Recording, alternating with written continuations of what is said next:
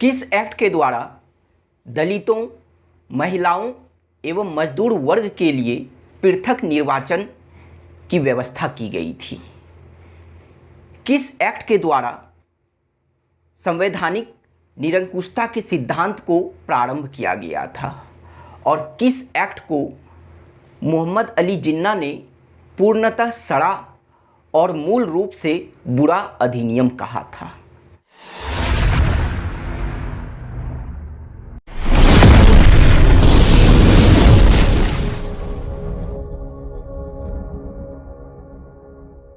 Hello everyone, मैं सुमित, आप सभी का मेरे यूट्यूब चैनल सैकी जीके पर स्वागत है। आज हम लोगों का भारत के संवैधानिक विकास का लास्ट क्लास है। पिछले क्लास में हम लोग ब्रिटिश क्राउन के शासन के अंतर्गत 1858 के अधिनियम से लेकर 1919 के अधिनियम तक पढ़ चुके हैं और आज के क्लास में इसी शासन के अंतर्गत दो और महत्वपूर्ण अधिनियम के बारे में पढ़ेंगे। एक है भारत सरकार अधिनियम 1935 और दूसरा है भारतीय स्वतंत्रता अधिनियम 1947। तो शुरू करते हैं आज के क्लास को। और 1935 के भारत सरकार अधिनियम को पढ़ने से पहले हम लोग 1919 के अधिनियम और 1935 के अधिनियम के बीच की जो कड़ी है, तो उस कड़ी को पहले समझने का प्रयास करते हैं। तो क्या था कि 1919 के अधिनियम में यह प्रावधान किया गया था कि इस अधिनियम से हुई प्रगति की समीक्षा करने के लिए 10 वर्ष बाद अर्थात 1929 में एक आयोग का गठन किया जाएगा। लेकिन 1929 में ब्रिटेन में होने वाले आम चुनावों को ध्यान में रखकर निर्धारित समय से 2 वर्ष पूर्व ही अर्थात 1927 में ही सर जॉन साइमन की अध्यक्षता में 7 सदस्यों वाली एक आयोग का गठन किया गया था, जिसे साइमन आयोग कहा गया।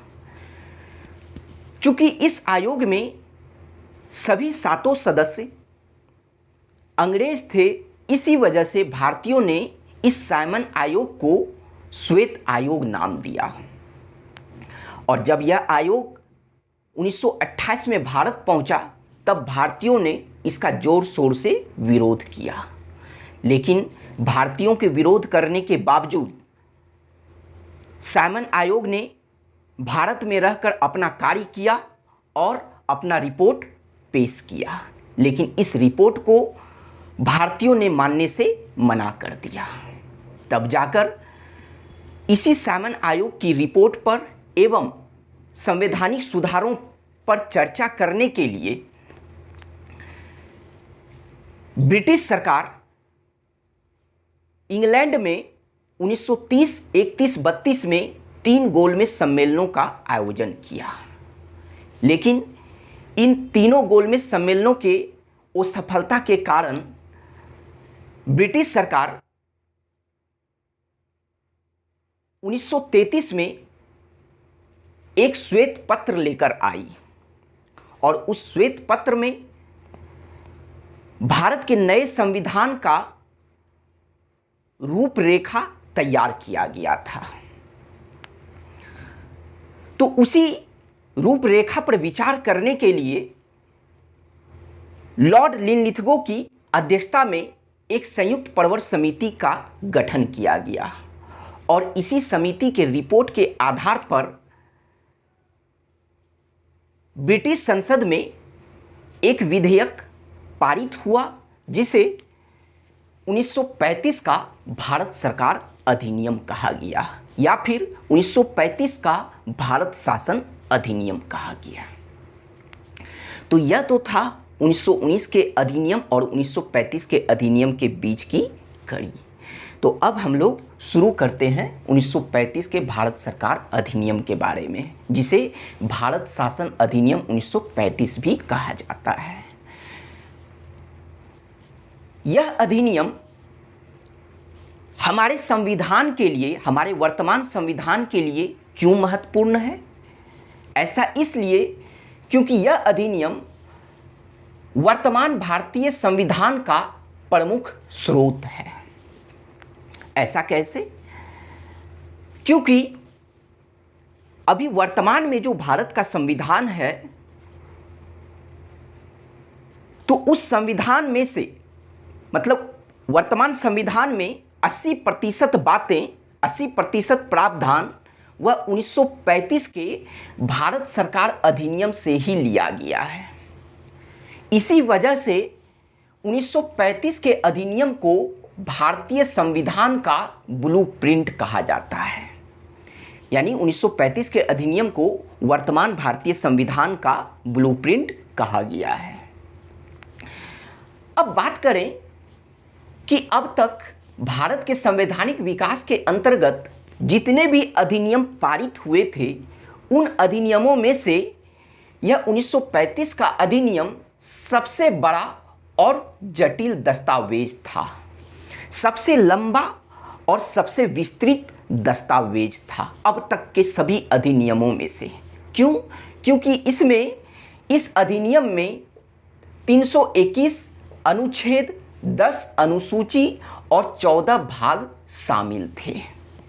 इसी वजह से इस अधिनियम को अब तक का सबसे बड़ा एवं सबसे जटिल अधिनियम कहा गया है, सबसे बड़ा एवं सबसे जटिल दस्तावेज कहा गया है।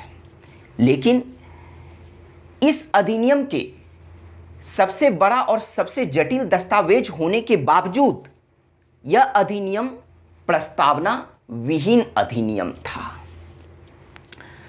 प्रस्तावना विहीन का मतलब क्या हुआ? सबसे पहले हम समझते प्रस्तावना। प्रस्तावना का मतलब क्या होता है? परिचय, भूमिका। मतलब तो प्रस्तावना विहीन का मतलब यह हुआ कि इस अधिनियम का अपना कोई भूमिका नहीं था, इस अधिनियम की अपनी कोई परिचय नहीं थी। तो फिर सवाल उठता है कि इस अधिनियम में आखिर तब किसके परिचय को शामिल किया गया था? क्योंकि सोचने वाली बात है कि जब यह अधिनियम अब तक का सबसे बड़ा था और सबसे जटिल था, लेकिन उसके बावजूद भी यह अधिनियम प्रस्तावना विहीन था, यानी इसकी अपनी कोई भूमिका नहीं थी, यानी इसकी अपनी कोई परिचय नहीं थी। तो इसमें किसके प्रस्तावना को शामिल किया गया था? तो 1935 के अधिनियम में 1919 के ही प्रस्तावना को, यानी 1919 के अधिनियम के ही प्रस्तावना को शामिल किया गया था। तो यहाँ तक आप लोग इन बातों को समझ गए। अब बात करते हैं कि इस 1935 के अधिनियम के द्वारा क्या क्या प्रमुख प्रावधान किया गया था। तो आइए उस प्रमुख प्रावधान के बारे में समझते हैं। सबसे पहले बात करें कि इस अधिनियम के द्वारा संवैधानिक निरंकुशता के सिद्धांत को प्रारंभ किया गया। पहली बार संवैधानिक निरंकुशता का मतलब क्या हुआ कि आरक्षण और शासन पर अधिक से अधिक नियंत्रण स्थापित करना। तो वह किस अधिनियम के द्वारा किया गया? तो वह 1935 के अधिनियम के द्वारा किया गया। इसी वजह से हम कहते हैं कि इस अधिनियम के द्वारा जो प्रावधान किया गया था वह था संवैधानिक निरंकुशता के सिद्धांत को प्रारंभ किया गया था। अब बात करते हैं अगले प्रावधान के बारे में। तो इस अधिनियम के द्वारा अखिल भारतीय संघ या फिर संघीय सरकार की स्थापना करने का प्रावधान किया गया था। अब बात करें तो अखिल भारतीय संघ या फिर जिसे संघीय सरकार भी कहा जाता है, या फिर कई बार आपको संघीय सरकार के जगह संघीय शासन भी लिख दिया जाएगा, या फिर कई बार आपको इसके जगह संघीय व्यवस्था भी लिख दिया जाएगा। तो चाहे संघीय सरकार हो या संघीय शासन हो या संघीय व्यवस्था हो या फिर अखिल भारतीय संघ हो, यह सभी एक ही बात है। तो बात करें कि इस अधिनियम के द्वारा इस संघीय सरकार की स्थापना करने का प्रावधान किया गया था। और इस संघीय सरकार की स्थापना किनको किनको मिलाकर की जाती?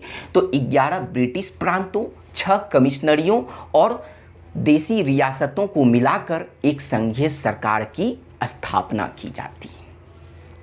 अगर हम बात करें तो इन 11 ब्रिटिश प्रांतों को इस संघीय सरकार में शामिल होना अनिवार्य था।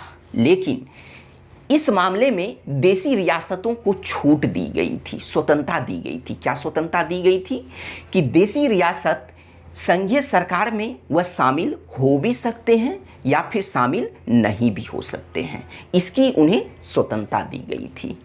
लेकिन दुर्भाग्यवश जिस संघीय सरकार की स्थापना करने का प्रावधान किया गया था इस अधिनियम के द्वारा, लेकिन यह संघीय सरकार की स्थापना कभी भी नहीं की जा सकी। आखिर क्यों नहीं कभी भी इस संघीय सरकार की स्थापना की जा सकी? तो इसका कारण था कि यह जो देसी रियासतें थी, तो यह देसी रियासतें कभी भी इस संघ में यानी संघीय सरकार में शामिल नहीं हुई। अर्थात देसी रियासतों ने भारतीय संघ में शामिल होने से मना कर दिया। इसी वजह से इस अखिल भारतीय संघ या संघीय सरकार की स्थापना कभी भी नहीं की जा सकी। अब बात करते हैं अगले प्रावधान के बारे में। तो इस अधिनियम के द्वारा प्रांतों में द्वैध शासन को समाप्त कर दिया गया। हम लोग पढ़ चुके हैं इससे पहले 1919 के अधिनियम में कि 1919 के अधिनियम के द्वारा पहली बार प्रांतों में द्वैध शासन की स्थापना की गई थी। लेकिन 1935 के अधिनियम के द्वारा अब प्रांतों में द्वैध शासन को समाप्त कर दिया गया। तो जब प्रांतों में द्वैध शासन को समाप्त किया गया तो इसी अधिनियम के द्वारा अब केंद्र में द्वैध शासन को शुरू कर दिया गया। कहने का मतलब प्रांत में समाप्त करके इस अधिनियम के द्वारा केंद्र में द्वैध शासन को शुरू कर दिया गया, उसकी स्थापना की गई। और जब केंद्र में द्वैध शासन को शुरू किया गया तब संघीय विषयों को दो भागों में विभाजित किया गया। एक आरक्षित विषय जिसे रिजर्व्ड सब्जेक्ट कहा जाता है और दूसरा हस्तांतरित विषय जिसे ट्रांसफर्ड सब्जेक्ट कहा जाता है।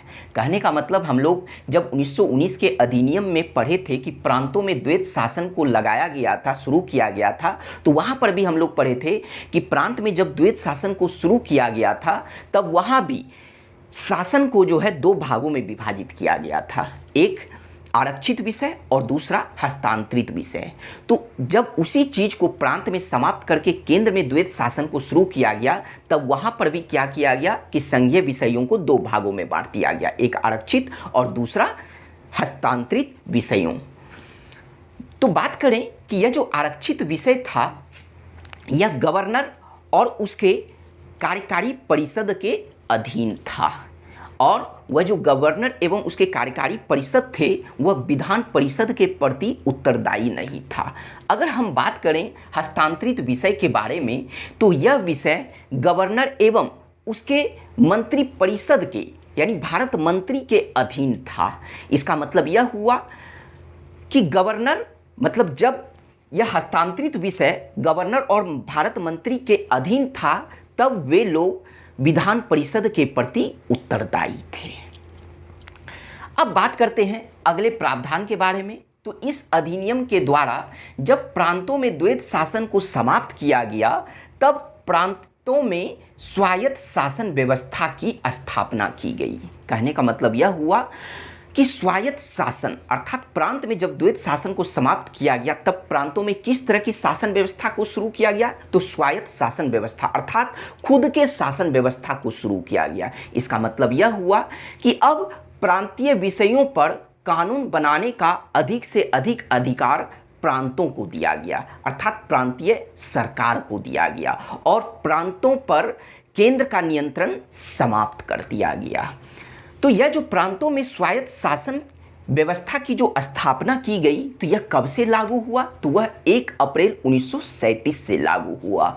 यह जो 1935 का जो अधिनियम था तो इसके ज़्यादातर बातें जो है वह 1937 में जाकर लागू हुई थी। सभी बातें नहीं लेकिन अधिकांश बातें 1937 में लागू हुई थी। तो यह जो प्रांतों में स्वायत्त शासन व्यवस्था की स्थापना जो की गई थी इस अधिनियम के द्वारा तो वह 1 अप्रैल 1937 से लागू हुई थी, लेकिन 1939 में इसे समाप्त कर दिया गया था। अब बात करते हैं अगले प्रावधान के बारे में। तो वह है कि इस अधिनियम के द्वारा केंद्र एवं प्रांतों के मध्य शक्ति का विभाजन 3 सूचियों के आधार पर किया गया था। वह 3 सूची कौन कौन सी थी, तो एक था संघ सूची जिसमें कुल 59 विषय थे। दूसरा राज्य सूची जिसमें कुल 54 विषय थे। तीसरा समवर्ती सूची जिसमें कुल 36 विषय थे। तो कहने का मतलब यह हुआ कि जब केंद्र और राज्य के बीच इन 3 सूचियों के आधार पर शक्तियों का विभाजन किया गया तो इसका मतलब यह हुआ कि अब संघीय विषय पर संघ सरकार यानी केंद्र सरकार कानून बनाएगी, जबकि राज्य सूची के विषयों पर राज्य सरकार कानून बनाएगी और जबकि समवर्ती सूची के आधार पर दोनों मिलकर कानून बनाएगी, यानी दोनों का अधिकार होगा। लेकिन बात करते हैं कि एक चौथी सूची भी थी, यानी चौथी शक्तियां भी थी, और वह चौथी शक्तियां कौन सी थी? वह थी अवशिष्ट शक्तियां। तो यहाँ देखिए नोट करके लिखा गया है, इन बातों को आप बिल्कुल ध्यान में रखिएगा, बहुत ही इंपॉर्टेंट पॉइंट है कि जब संघ सूची केंद्र सरकार के अधिकार में दी गई, राज्य सूची राज्य सरकार के अधिकार में दी गई, और जबकि समवर्ती सूची पर दोनों सरकार का अधिकार था। लेकिन एक अवशिष्ट सूची भी थी, अर्थात अवशिष्ट शक्तियां भी थी। तो यह अवशिष्ट शक्तियां किसे दी गई, किसे प्रदान की गई? तो अवशिष्ट शक्तियां वायसराय या फिर हम कह सकते हैं कि गवर्नर जनरल को प्रदान की गई थी। क्या होता है, कई बार आपसे प्रश्न पूछ लिया जाएगा कि अवशिष्ट शक्तियां 1935 के अधिनियम के द्वारा अवशिष्ट शक्तियां किसे दी गई थी, तो वहां वायसराय ना लिखकर कभी कभी गवर्नर जनरल ऑप्शन में रहेगा। तो मान लीजिए कि अगर हम बीपीएससी की बात करें तो ठीक है, आपको वायसराय अगर नहीं दिखेगा तो आप सोच लीजिएगा तब ई ऑप्शन, लेकिन नहीं, अगर आपको ऑप्शन में गवर्नर जनरल भी दिखे तो गवर्नर जनरल भी उसका आंसर हो जाएगा। तो इसीलिए यहाँ पर दोनों बातों को लिख दिया गया है कि इस अधिनियम के द्वारा अवशिष्ट शक्तियां किसे प्रदान की गई थी, तो वायसराय या फिर गवर्नर जनरल को दी गई थी। फिर बात करते हैं इस अधिनियम के द्वारा अगले प्रावधान के बारे में। तो अगला प्रावधान था कि संघीय न्यायालय की स्थापना, अर्थात जिसे इंग्लिश में फेडरल कोर्ट भी कहा जाता है। तो संघीय न्यायालय की स्थापना इसी अधिनियम के द्वारा की गई थी। कब की गई थी? तो 1 अक्टूबर 1937 को की गई थी। और इस संघीय न्यायालय में एक मुख्य न्यायाधीश और उसके अलावा 6 अन्य न्यायाधीश थे। तो बात करते हैं कि इस संघीय न्यायालय के प्रथम मुख्य न्यायाधीश कौन बने थे? प्रथम मुख्य न्यायाधीश कौन बने थे इस न्यायालय के? तो उनका नाम था सर मॉरिस गवेयर। सर मॉरिस गवेयर संघीय न्यायालय के प्रथम मुख्य न्यायाधीश बने थे। और जबकि 6 अन्य न्यायाधीशों में से 2 भारतीय न्यायाधीश भी थे। तो उन 2 भारतीय न्यायाधीश का नाम जान लेते हैं। इस संघीय न्यायालय के 2 भारतीय न्यायाधीश का क्या नाम था? तो एक का नाम था एम.आर. जैकब और दूसरे का नाम था एम.एस. सुल्तान। तो इसे आपको याद रखना है। अब बात करते हैं कि इस अधिनियम के द्वारा 1 अक्टूबर 1937 को जिस संघीय न्यायालय की स्थापना की गई थी तो उसे किस किस क्षेत्रों में अधिकार प्राप्त था, अर्थात उस न्यायालय को कौन कौन सा क्षेत्राधिकार प्राप्त था।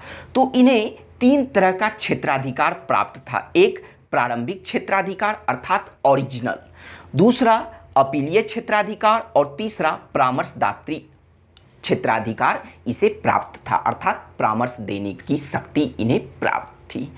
फिर बात करते हैं कि 1935 के अधिनियम के द्वारा ही 11 प्रांतों में विधानसभा का गठन किया गया था। और इन 11 प्रांतों में 1935 के अधिनियम के द्वारा ही 6 प्रांतों में, इन 11 प्रांतों में से 6 प्रांतों में द्विसदनीय विधानमंडल की स्थापना की गई थी।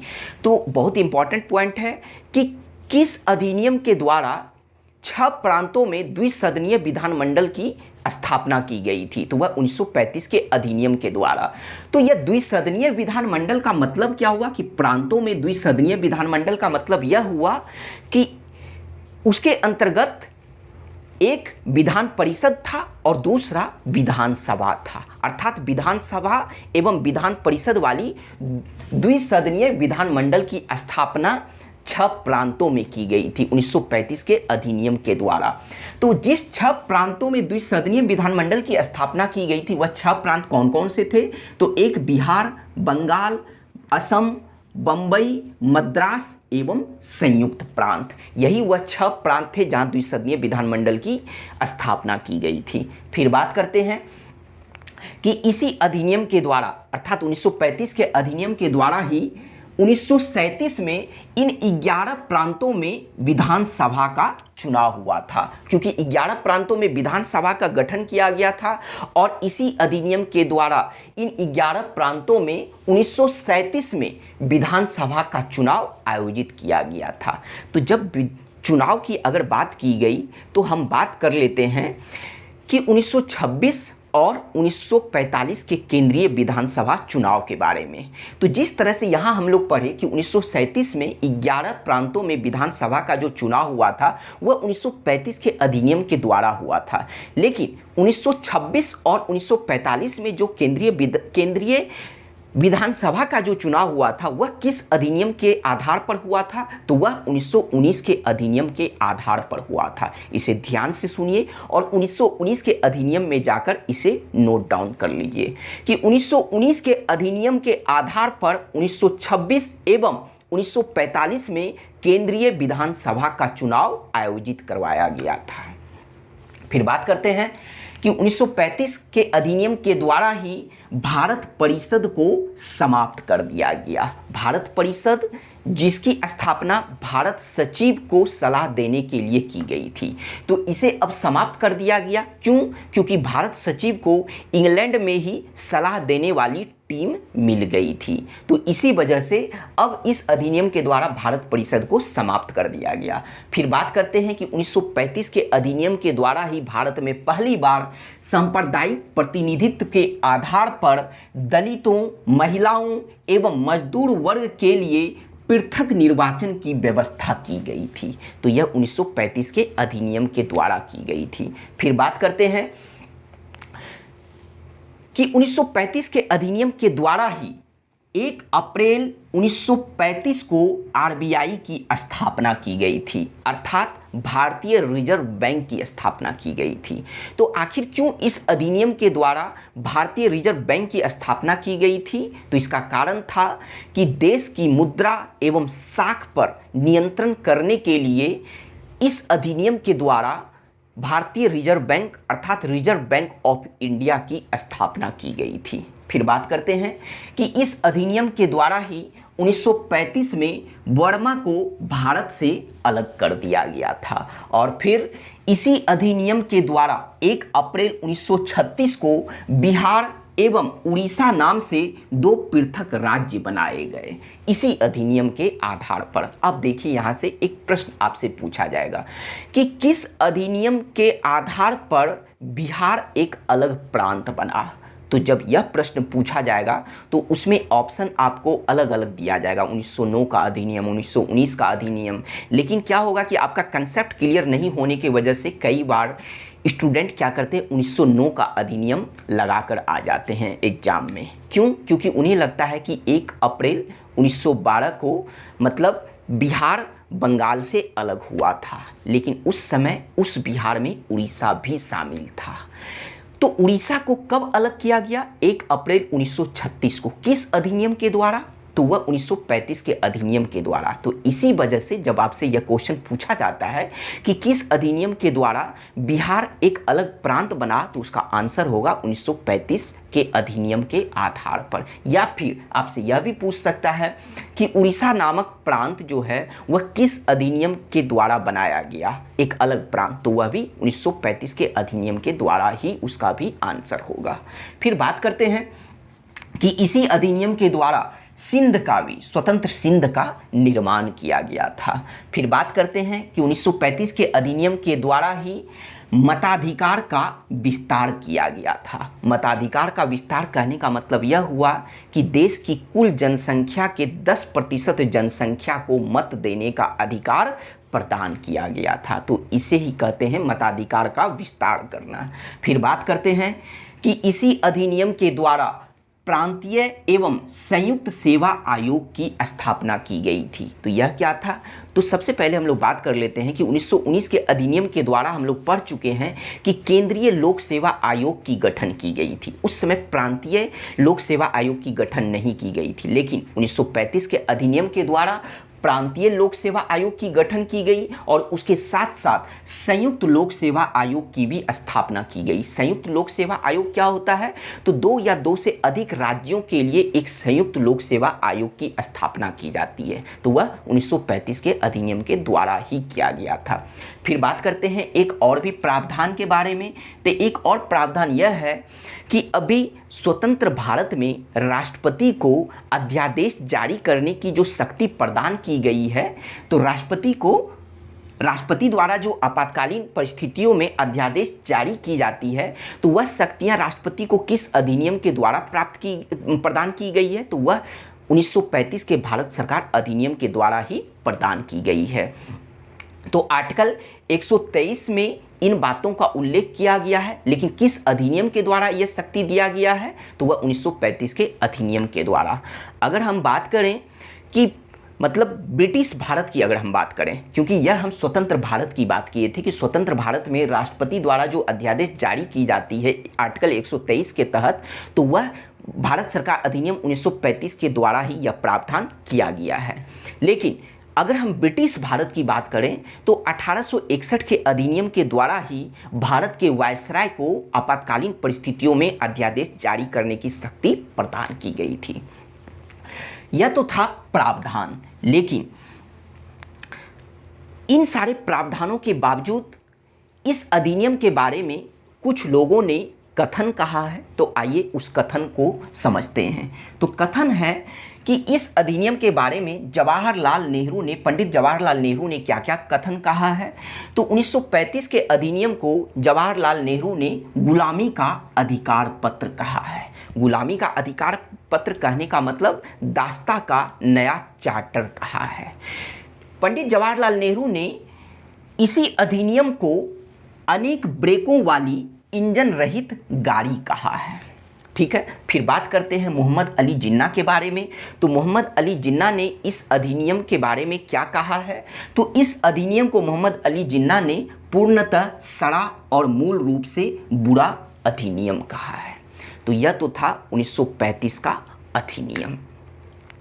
अब बात करते हैं हम लोग अगले अधिनियम के बारे में, तो वह है भारतीय स्वतंत्रता अधिनियम 1947। आइए बात करते हैं भारतीय स्वतंत्रता अधिनियम 1947 के बारे में। 20 फरवरी 1947 को, लेकिन इससे पहले वह जानने से पहले हम लोग यह बात कर लेते हैं कि जब इस अधिनियम की बात हुई, तो जब भारत स्वतंत्र हुआ उस समय ब्रिटेन में लेबर पार्टी की सरकार थी और प्रधानमंत्री कौन थे? तो वह क्लीमेंट एटली थे। तो क्लीमेंट एटली ने 20 फरवरी 1947 को घोषणा किया कि 30 जून 1948 को भारत में ब्रिटिश सत्ता को समाप्त कर दिया जाएगा।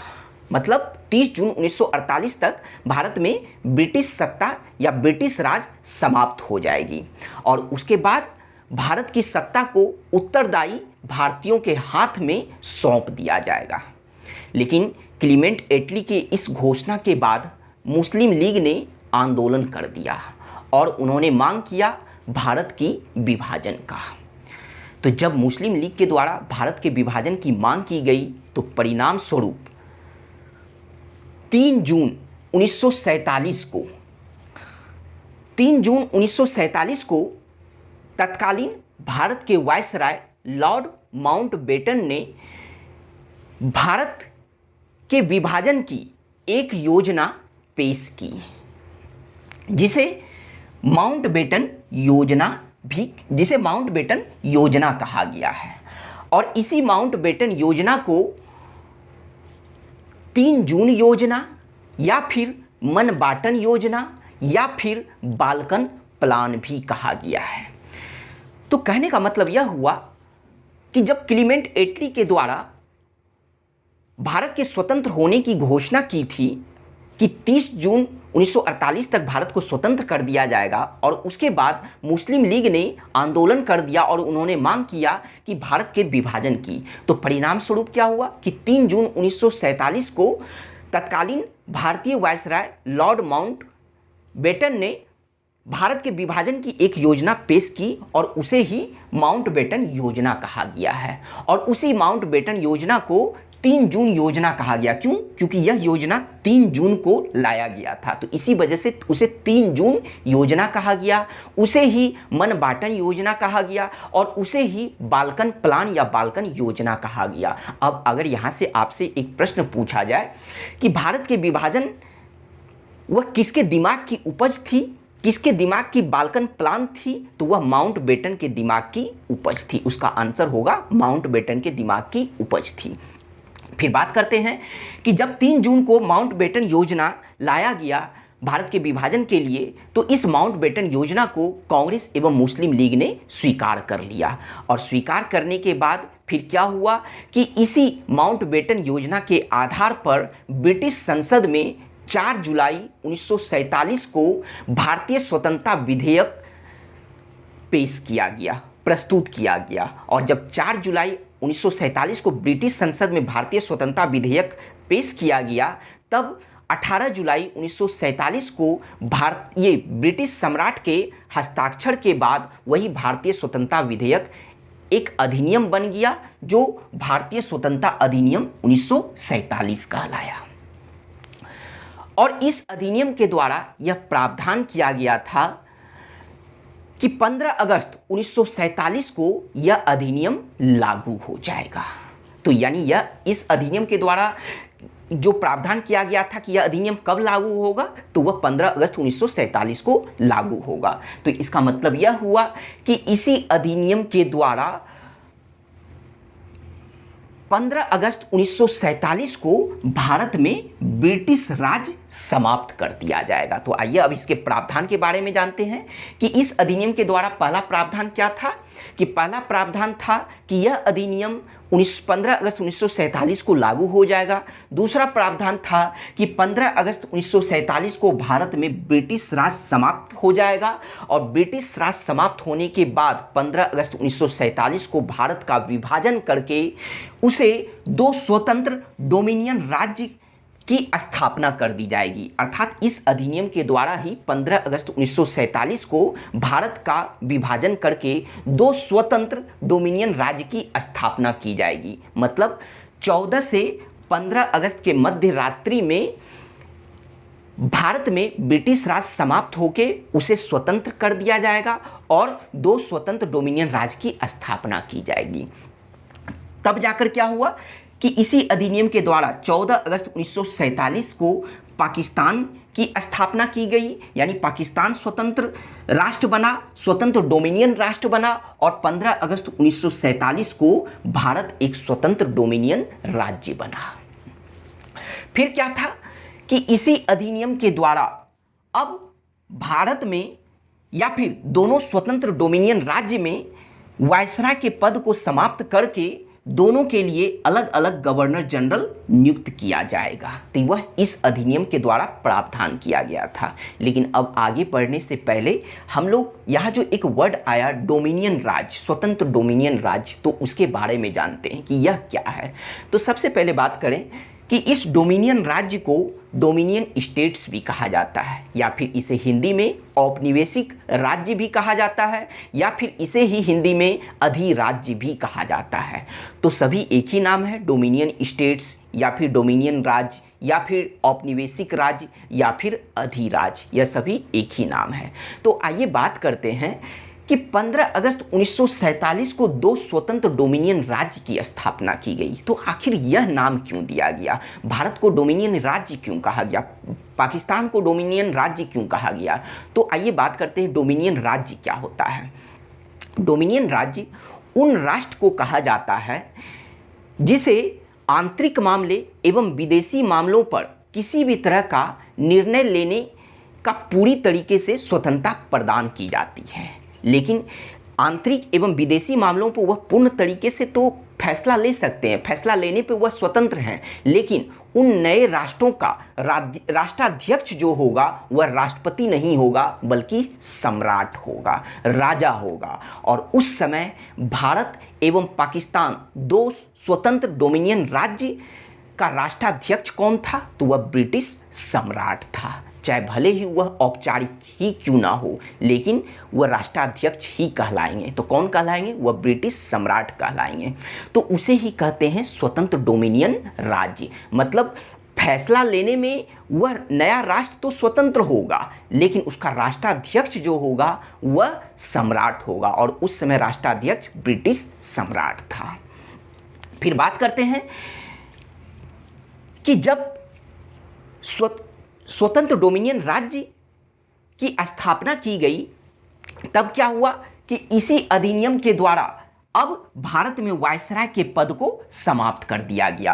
और वायसराय के पद को जब समाप्त किया गया, तब दोनों अलग अलग डोमिनियन राज्य के लिए अलग अलग गवर्नर जनरल का पद लाया गया। यानी वायसराय के पद को समाप्त करके अब गवर्नर जनरल का पद लाया गया, और गवर्नर जनरल को नियुक्त करने की शक्ति किसे दी गई? तो वह ब्रिटिश सम्राट को दी गई, क्योंकि यह गवर्नर जनरल जो है वह ब्रिटिश सम्राट का प्रतिनिधित्व करता है। लेकिन यहाँ पर एक बात ध्यान रहे कि भले ही यह दो अलग अलग डोमिनियन राज्य के गवर्नर जनरल की नियुक्ति वह ब्रिटिश सम्राट करता, लेकिन इन दोनों नए राष्ट्र के कैबिनेट के सिफारिश पर, अर्थात इन दोनों राष्ट्र के सरकार के सिफारिश पर ही ब्रिटिश सरकार इन गवर्नर जनरलों की नियुक्ति कर सकता था। इन गवर्नर जनरलों की नियुक्ति पर ब्रिटिश सरकार का किसी भी तरह का नियंत्रण नहीं रहेगा, उसका किसी भी तरह का अधिकार नहीं होगा। इसका मतलब यह हुआ कि अगर भारत सरकार जिसे स्वतंत्र भारत का प्रथम गवर्नर जनरल बनाना चाहता, उसे ही ब्रिटिश क्राउन या ब्रिटिश सम्राट नियुक्त करता। इसका मतलब यह हुआ। तो फिर बात करें कि जब इस तरह का प्रावधान किया गया था, तो स्वतंत्र भारत का प्रथम गवर्नर जनरल बनने वाला पहला व्यक्ति कौन था? तो वह थे लॉर्ड माउंटबेटन। तो यह आपसे प्रश्न पूछा भी जाता है कि स्वतंत्र भारत का प्रथम गवर्नर जनरल बनने वाला वह लॉर्ड माउंटबेटन था, और जबकि स्वतंत्र भारत का प्रथम प्रधानमंत्री कौन बना? तो वह पंडित जवाहरलाल नेहरू बने। फिर बात करते हैं उसी तरह से पाकिस्तान की। तो पाकिस्तान की अगर हम बात करें, तो पाकिस्तान के प्रथम गवर्नर जनरल बनने वाले व्यक्ति थे वह मोहम्मद अली जिन्ना, और जबकि पाकिस्तान के प्रथम प्रधानमंत्री कौन बने? तो वह लियाकत अली बने। तो यह था इस अधिनियम के द्वारा किया गया प्रावधान। अब बात करते हैं अगले प्रावधान के बारे में। तो इस अधिनियम के द्वारा यह प्रावधान किया गया था कि दोनों राष्ट्रों के लिए अलग अलग संविधान सभा का गठन करने का प्रावधान किया गया था, कि यानी दोनों देश जो थे वह अपने लिए अलग अलग संविधान सभा का गठन कर सकते थे और अपने लिए अलग अलग संविधान का निर्माण कर सकते थे। लेकिन यह भी बात कहा गया था कि जब तक दोनों देश नए संविधान सभा का गठन नहीं कर लेते हैं, तब तक वर्तमान में जो संविधान सभा का गठन किया गया था 1946 में, तो वही संविधान सभा 1935 के अधिनियम के तहत विधानमंडल के रूप में कार्य करेगा। तो यहाँ पर ध्यान सुनिएगा कि 1935 का अधिनियम कहा गया, 1947 का अधिनियम नहीं। मतलब इसे फिर से हम दोहरा रहे हैं कि इस अधिनियम 1947 के अधिनियम के तहत यह प्रावधान किया गया था कि दोनों देशों के लिए अलग अलग संविधान सभा का गठन करने की बात कही गई थी। लेकिन जब तक दोनों देशों का अपना अपना संविधान सभा का गठन नहीं कर लिया जाएगा, तब तक वर्तमान में जो संविधान सभा चल रही थी, तो उसी संविधान सभा, वही संविधान सभा, वर्तमान वाली जो संविधान सभा थी, वह 1935 के अधिनियम के आधार पर विधानमंडल के रूप में कार्य करेगी।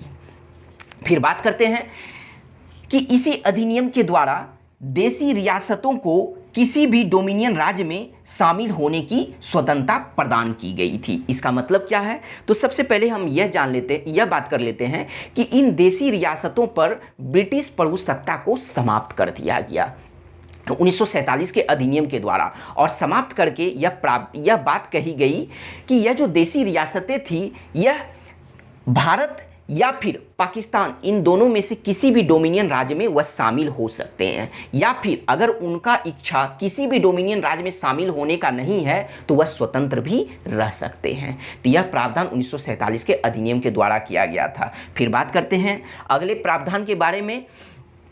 तो जब हम देशी रियासत की बात किए, तो वह जो आदिवासी क्षेत्रों पर भी जो है मतलब ब्रिटिश प्रभुसत्ता कायम थी, तो वह भी अब समाप्त हो गया था। इसके अलावा इस अधिनियम के द्वारा अब दोनों राष्ट्रों को यानी भारत एवं पाकिस्तान दोनों डोमिनियन राष्ट्रों को ब्रिटिश राष्ट्रमंडल से अर्थात ब्रिटिश कॉमनवेल्थ से अलग होने की स्वतंत्रता दी गई थी। यानी इस अधिनियम के द्वारा यह प्रावधान किया गया था कि दो स्वतंत्र डोमिनियन राज्य की स्थापना तो की गई थी, भारत एवं पाकिस्तान, लेकिन इन्हें यह भी स्वतंत्रता दी गई थी कि आप ब्रिटिश राष्ट्रमंडल में अर्थात ब्रिटिश कॉमनवेल्थ में शामिल हो भी सकते हैं या नहीं भी हो सकते हैं। तो यह इन दोनों को स्वतंत्रता दी गई थी। फिर बात करते हैं कि इस अधिनियम के द्वारा भारत सचिव का पद समाप्त कर दिया गया, और जबकि इससे पहले हम लोग पढ़ चुके हैं कि 1935 के अधिनियम के द्वारा कि भारत परिषद को समाप्त किया गया था, लेकिन 1947 के अधिनियम के द्वारा भारत सचिव के पद को समाप्त किया गया और भारत सचिव के समस्त शक्तियों को कहाँ हस्तांतरित कर दिया गया, तो राष्ट्रमंडल के राज्य सचिवों में इसके समस्त शक्तियों को हस्तांतरित कर दिया गया। अब बात करते हैं इस अधिनियम के अगले प्रावधान के बारे में, तो वह है कि इसी अधिनियम के द्वारा दो नए राष्ट्रों का सीमा निर्धारण करने के लिए दो सीमा आयोग का गठन किया गया। किस अधिनियम के द्वारा? तो 1947 के अधिनियम के द्वारा। और वह दो सीमा आयोग कौन कौन सा था? तो एक पंजाब सीमा आयोग और दूसरा बंगाल सीमा आयोग। और यह जो दो सीमा आयोग का गठन किया गया था सीमा निर्धारण करने के लिए, वह किसकी अध्यक्षता में? तो सर रेडक्लिफ की अध्यक्षता में। इस अध्यक्ष के अलावा 4 अन्य सदस्य थे, जिसमें से 2 मुस्लिम लीग के सदस्य थे और जबकि 2 कांग्रेस के सदस्य थे। तो इस आयोग का कार्य क्या था? यानी यह जो 2 सीमा आयोग का गठन किया गया था इस अधिनियम के द्वारा, इनका कार्य क्या था? तो इनका कार्य था कि बंगाल एवं पंजाब में मुस्लिम एवं गैर मुस्लिम आबादियों के आधार पर सीमा का निर्धारण करना। और इसी आधार पर क्या हुआ कि पाकिस्तान में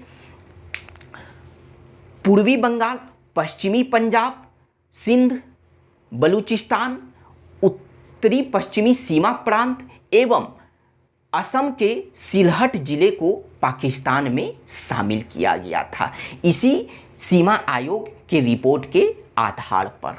फिर बात करते हैं कि यह जो 2 सीमा आयोग का गठन किया गया था सर रेडक्लिफ की अध्यक्षता में, तो वह कब किया गया था? तो वह 30 जून 1947 को किया गया था।